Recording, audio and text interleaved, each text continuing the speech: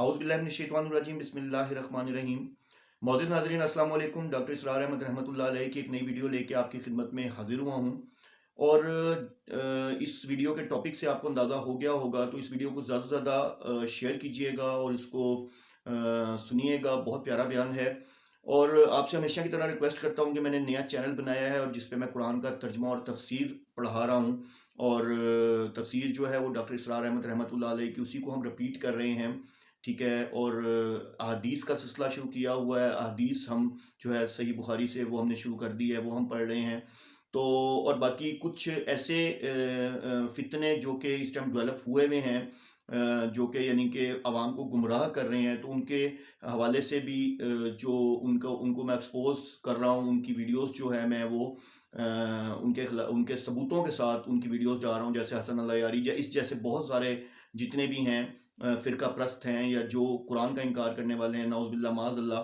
تو میرا چینل نیچے ڈسکرپشن میں اس کا لنک ہے، آپ چاہیں تو، کوئی زبردستی نہیں ہے، آپ چاہیں تو اس کو سبسکرائب کر دیجئے گا، نہ بھی سبسکرائب کر سکیں تو اس پہ جا کے ویڈیو ضرور دیکھ لیجئے گا۔ قرآن پڑھنا چاہیں، قرآن سمجھنا چاہیں تو ضرور، اور وہاں چاہیں تو مجھے کمنٹس میں جو بھی آپ کا سوال ہو وہ بھی مجھے وہاں آپ بتا سکتے ہیں۔ اللہ عز و جل آپ سب کو دین میں استقامت دے۔ آئیے دیکھتے ہیں ڈاکٹر صاحب کا بیان۔ تو توبوا الی اللہ توبۃ نصوحا عسى ربکم ان یکفر عنکم سیئاتکم۔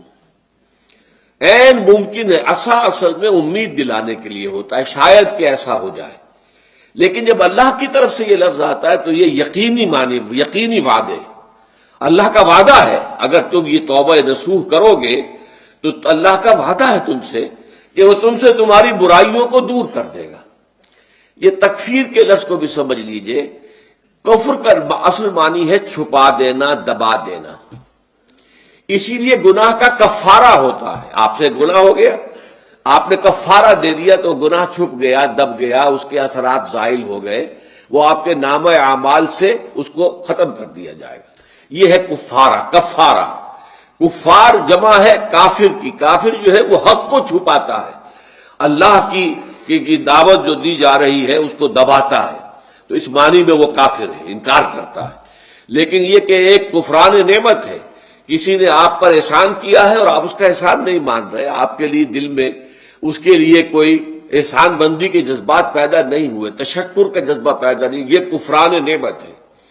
تو تکفیر اس کو بھی کہتے ہیں، تکفیر اسے بھی کہتے ہیں مسلمان امت میں سے کسی کو نکال دینا، اس لیے کہ وہ بنیادی عقائد میں علیحدہ ہو گیا ہے، تو یہ پرجنگ ہے، یہ بھی تکفیر ہے۔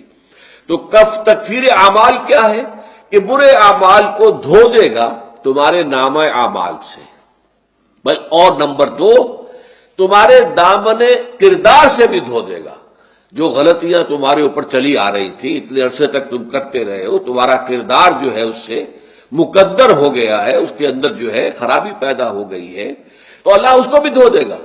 تو دنیا میں بھی تکفیر کا اثر ہوگا کہ انسان کی اصلاح ہو جائے گی، اس کی سیرت و کردار جو ہے صحیح رخ پر آ جائیں گے، اور آخرت میں یہ ہے کہ اس کا جو اعمال نامے میں جو گناہ درج تھا وہ وہاں سے صاف کر دیا جائے گا، محو کر دیا جائے گا۔ یہ تکفیر دو گناہ ہے، اور اس میں جو ہم سورہ الفرقان میں پڑھ کر آئے ہیں وہ اس سے بھی اگلی بات ہے۔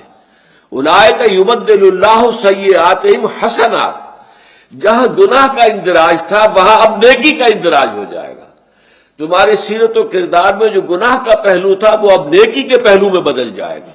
یہ تکفیر گویا کہ دنیا میں بھی اور آخرت میں بھی۔